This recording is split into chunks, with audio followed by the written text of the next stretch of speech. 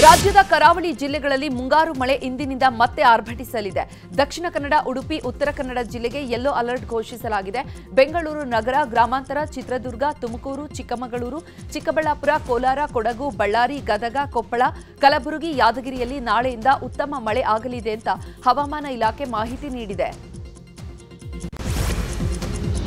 CM Siddaramaiah ಇಂದು ಗದಗ ಜಿಲ್ಲಾ ಪ್ರವಾಸವನ್ನ ಮಾಡಲಿದ್ದಾರೆ. ಲಕ್ಕುಂಡಿ ಗ್ರಾಮದ ಕೋಟೆ ವೀರಭದ್ರೇಶ್ವರ ದೇವಸ್ಥಾನದ ಆವರಣದಲ್ಲಿ ಉತ್ಖನನಕ್ಕೆ ಚಾಲನೆಯನ್ನ ನೀಡಲಿದ್ದಾರೆ. ನಂತರ ಪ್ರಾಚ್ಯಾವಶೇಷಗಳ ವೀಕ್ಷಣೆಯನ್ನ ಮಾಡಲಿದ್ದು, ನಂತರ ಶ್ರೀ ಕಾಶಿ ವಿಶ್ವನಾಥ ದೇವಸ್ಥಾನಕ್ಕೆ ಭೇಟಿ ನೀಡಲಿದ್ದಾರೆ. ಬಳಿಕ ಮಧ್ಯಾಹ್ನ 1:30ಕ್ಕೆ ಎಪಿಎಂಸಿ ಆವರಣದಲ್ಲಿ ನಡೆಯುವಂತಹ ಕಾರ್ಯಕ್ರಮದಲ್ಲಿ ಭಾಗಿಯಾಗಲಿದ್ದು, ಸಂಜೆ 4:30ಕ್ಕೆ ಗದಗ ನಗರದ ಪಂಡಿತ ಭೀಮಸೇನ ಜೋಶಿ ರಂಗಮಂದಿರಕ್ಕೆ ಆಗಮಿಸಲಿದ್ದಾರೆ. ಬಿಜೆಪಿ ರಾಷ್ಟ್ರೀಯ ಅಧ್ಯಕ್ಷ ಜೆಪಿ ನಡ್ಡಾ ರಾಜ್ಯಕ್ಕೆ ಆಗಮಿಸಿದ್ದಾರೆ.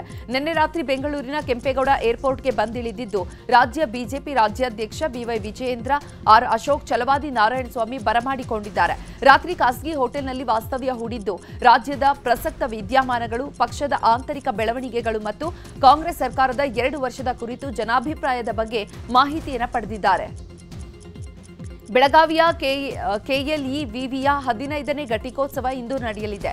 ಘಟಿಕೋತ್ಸವದಲ್ಲಿ ಕೇಂದ್ರ ಆರೋಗ್ಯ ಸಚಿವ ಜೆಪಿ ನಡ್ಡಾ, ಪ್ರಹ್ಲಾದ್ ಜೋಶಿ ಭಾಗವಹಿಸಲಿದ್ದಾರೆ. ಈ ವೇಳೆ 1844 ವಿದ್ಯಾರ್ಥಿಗಳಿಗೆ ಪದವಿ ಪ್ರದಾನ, ಲಿವರ್ ಕ್ಯಾನ್ಸರ್ ಪ್ರಸಿದ್ಧ ವೈದ್ಯ ಶ್ರೀಖಂಡೆ ಗೌರವ ಡಾಕ್ಟರೇಟ್ ಪದವಿ ಪ್ರದಾನ ಮಾಡಲಾಗುವುದು ಅಂತ ಕೆಎಲ್ಇ ಕಾರ್ಯಾಧ್ಯಕ್ಷ ಪ್ರಭಾಕರ್ ಕೋರೆ ಹೇಳಿದ್ದಾರೆ. ಸರ್ಕಾರಿ ಆಸ್ಪತ್ರೆಗಳ ಆವರಣದಲ್ಲಿ ಜನೌಷಧಿ ಕೇಂದ್ರಗಳನ್ನು ಮುಚ್ಚಿರುವುದನ್ನು ಖಂಡಿಸಿ ಜನೌಷಧಿ ಕೇಂದ್ರಗಳ ಮಾಲೀಕರು ಕಾನೂನು ಹೋರಾಟಕ್ಕೆ ನಿರ್ಧರಿಸಿದ್ದಾರೆ.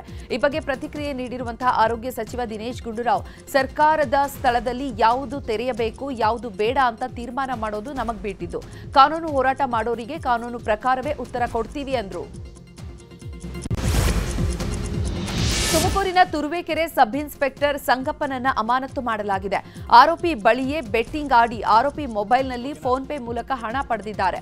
85,000 ಹಣ ದುರ್ಬಳಕೆ ಮಾಡಿಕೊಂಡಿರುವ ಆರೋಪದ ಮೇಲೆಗೆ ಸಂಗಪ್ಪ ಮೇಟಿಯನ್ನ ಸಸ್ಪೆಂಡ್ ಮಾಡಿ ತುಮಕೂರು ಎಸ್ಪಿ ಆದೇಶ ಹೊರಡಿಸಿದ್ದಾರೆ.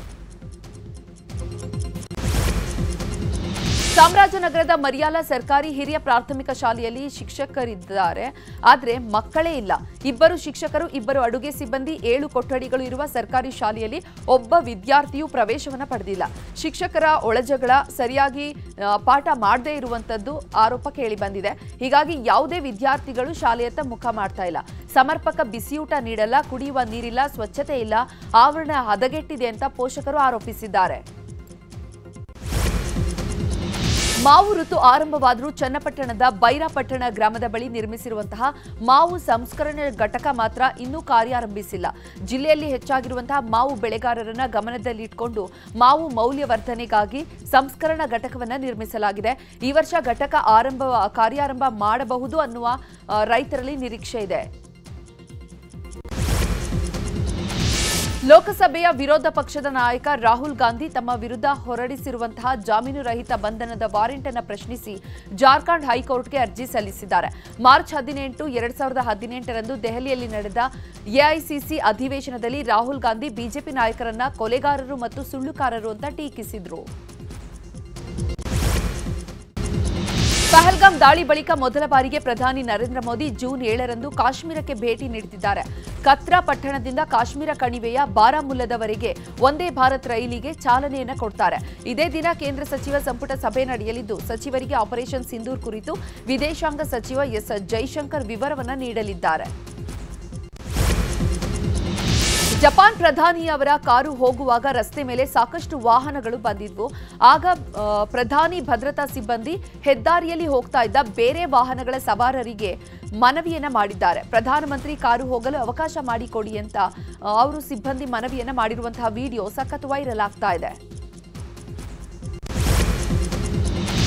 ಹದ್ದುಗಳ ಡಿಕ್ಕಿಯಿಂದಾಗಿ ಮತ್ತೊಂದು ಇಂಡಿಗೋ ವಿಮಾನ ತುರ್ತು ಭೂಸ್ಪರ್ಶ ಮಾಡಿದೆ. ರಾಂಚಿಯ ಬಿರ್ಸಾ ಮುಂಡಾ ವಿಮಾನ ನಿಲ್ದಾಣದಲ್ಲಿ ಇಂಡಿಗೋ ವಿಮಾನಕ್ಕೆ ಹದ್ದುಗಳು ಡಿಕ್ಕಿಯಾದ ಪರಿಣಾಮ ತುರ್ತು ಭೂಸ್ಪರ್ಶ ಆಗಿದೆ. ಅದೃಷ್ಟವಶಾತ್ ವಿಮಾನದಲ್ಲಿದ್ದ ಪ್ರಯಾಣಿಕರು ಪ್ರಾಣಾಪಾಯದಿಂದ ಪಾರಾಗಿದ್ದಾರೆ. ತಮಿಳುನಾಡಿನ ಅಣ್ಣಾ ವಿಶ್ವವಿದ್ಯಾಲಯದಲ್ಲಿ ನಡೆದ ಹೈ ಪ್ರೊಫೈಲ್ ಲೈಂಗಿಕ ದೌರ್ಜನ್ಯ ಪ್ರಕರಣದ ಅಪರಾಧಿ ಜ್ಞಾನಶೇಖರನ್ಗೆ ಜೀವಾವಧಿ ಶಿಕ್ಷೆ ವಿಧಿಸಲಾಗಿದೆ. ಜ್ಞಾನಶೇಖರನ್ ತಪ್ಪಿತಸ್ಥನೆಂದು ನ್ಯಾಯಾಧೀಶರು ಕಳೆದ ವಾರ ತೀರ್ಪು ನೀಡಿದ್ರು. ವಿಶ್ವ ಚೆಸ್ ಚಾಂಪಿಯನ್ ಗುಕೇಶ್ ಮತ್ತೊಮ್ಮೆ ರಷ್ಯಾದ ಮ್ಯಾಗ್ನಸ್ಗೆ ಸೋಲಿಸುವ ಮೂಲಕ ತಮ್ಮ ಪಟ್ಟ ಭದ್ರಪಡಿಸಿಕೊಂಡಿದ್ದಾರೆ. ನಾರ್ವೆ ಚಾಂಪಿಯನ್ಶಿಪ್ ಪಂದ್ಯದಲ್ಲಿ ಗುಕೇಶ್ ಎದುರು ಸೋತಿದ್ದಕ್ಕೆ ಮ್ಯಾಗ್ನಸ್ ಮೇಜು ಕುಟ್ಟಿ ಆಕ್ರೋಶ ವ್ಯಕ್ತಪಡಿಸಿದ್ದಾರೆ. ಬಳಿಕ ಗುಕೇಶ್ ಬೆನ್ನು ತಟ್ಟಿ ಅಲ್ಲಿಂದ ಹೊರ ನಡೆದಿದ್ದಾರೆ. ಸದ್ಯ ಈ ವಿಡಿಯೋ ಈಗ ಸಖತ್ ವೈರಲ್ ಆಗ್ತಾ ಇದೆ.